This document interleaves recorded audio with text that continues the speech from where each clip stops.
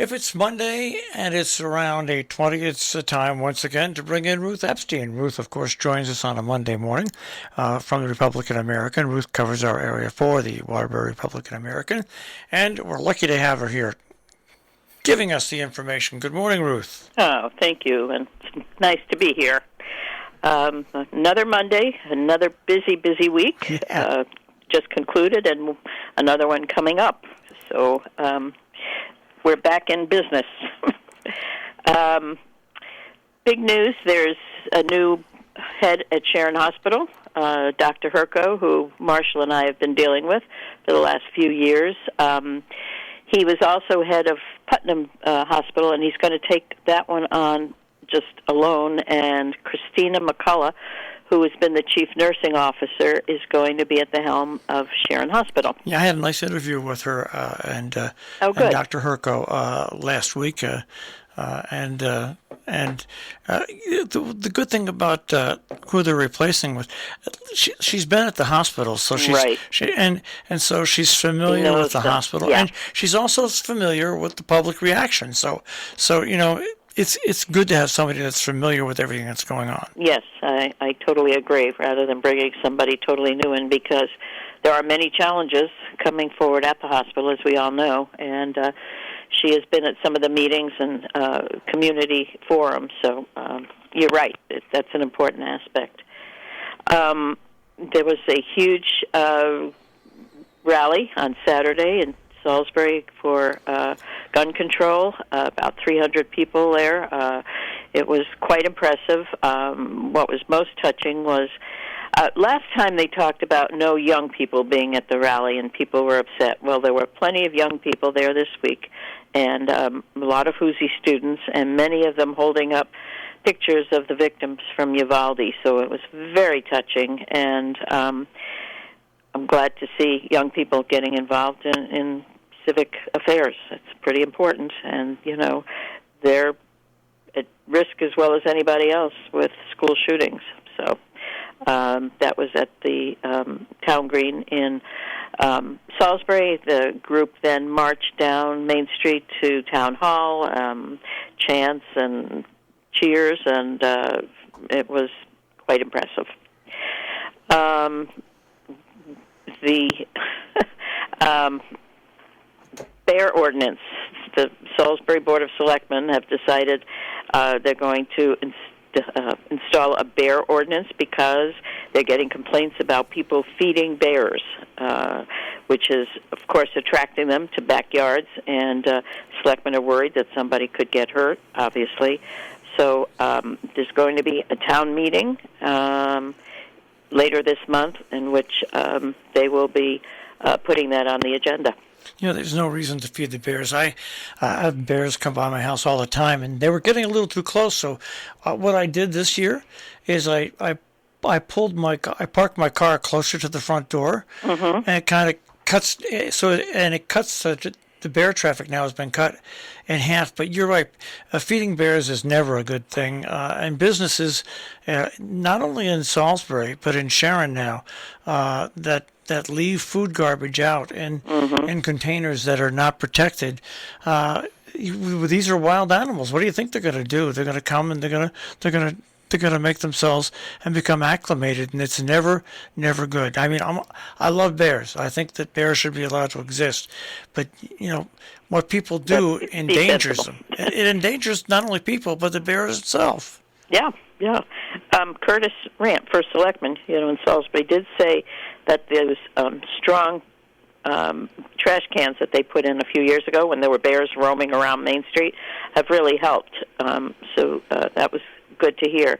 There are ways to keep them away, but as Don Malin, the selectman, said, he was fired up, as he often is, and talked about the foolishness of feeding bears, and he said, that could only lead to legislation to shoot them, which he would be opposed to. Not a good idea. Not a good idea. So we had the informational meeting on the wastewater plant proposal in Cornwall Saturday evening.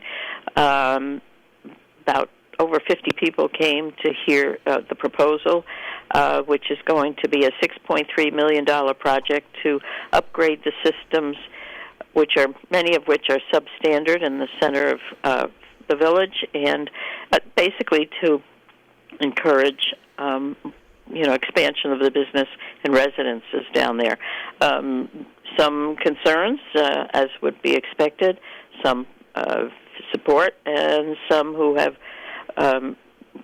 questions about the big question is where is it going to be located, and they don't know yet. So several people mentioned that, and so that is going to be discussed at another informational meeting on the 25th of June, which will adjourn to a referendum, 12 to noon, on July 9th.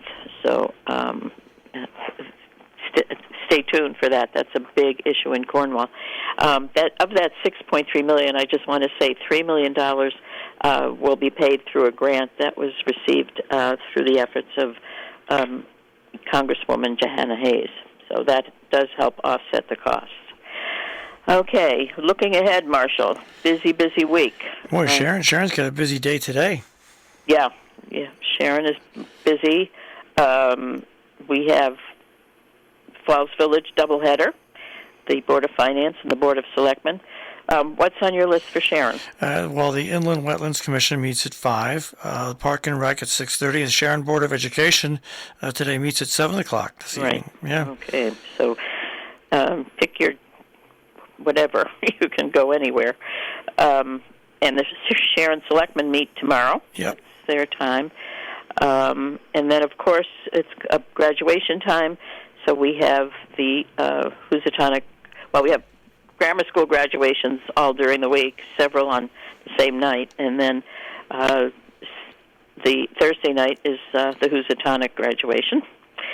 And on the Saturday night, there's a Republican fundraiser in Salisbury at someone's house, and all the big candidates for state offices are going to be there. It's because of parking, those who want to go are asked to park at the Salisbury Bank and Trust parking lot in Lakeville, and they will be shuttling people back there. So going to be a busy week, and I'm sure there's all kinds of activities for school and end of year things going on. We did attend a party for there's a whole slew of special ed psychologists and teachers retiring, and they had a party this week, and it was really rather entertaining. I'll be doing a little story on that. Flamingos were everywhere. That was the theme, and they really had a good time. But we're losing a huge amount of history with all those teachers retiring. It's and this past weekend there was rabies clinics around. I mean, we're back to where there's things to do and see over the course of weekends. Absolutely, and the FFA alumni chicken barbecue was so popular that they ran out of food. They had to, by the first hour, they were almost sold out, and by the time I got there at 6 or so, all you could get was chicken and salad. They had never seen such a turnout as last night, which is proof people are wanting to get out and get things happening. Yeah, incredible. Well, it's nice to see, and it is. It just is. I mean, nobody was really cooped up, but you missed all these events over the past couple of years. Absolutely.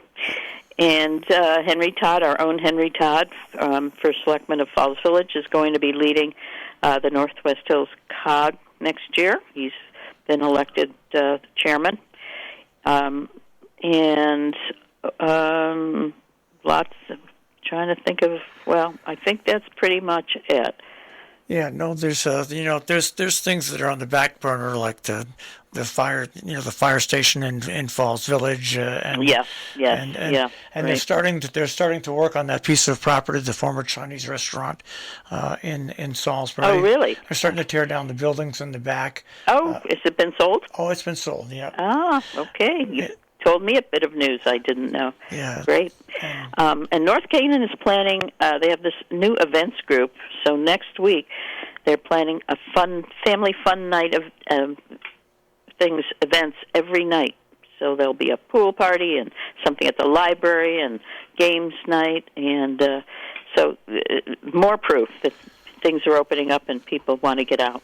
And Which of is course, really nice. Yep, they fenced in the Hotchkiss Library in Sharon, Yes, which means yes. which obviously means they've met their fundraising goal and they're ready to begin construction. Yeah, I saw that going through the other day. So lots of things going on and coming up. The Historical Society, Sharon's Let Them Eat Cake, Yep. which is always a fun event and a fattening one. And so stay tuned, folks. Lots going on. Ruth, always nice to hear from you, and Always nice to start my week with you, Marshall. And we will see what happens this week, and come back next Monday and do it all over again. Okay. Take Stay care. well. Take Bye-bye. care. Bye-bye. Ruth Epstein from the Republican American. Her story is available online, rep-am.com, in the newspaper, and you can get the newspaper also at home delivery as well.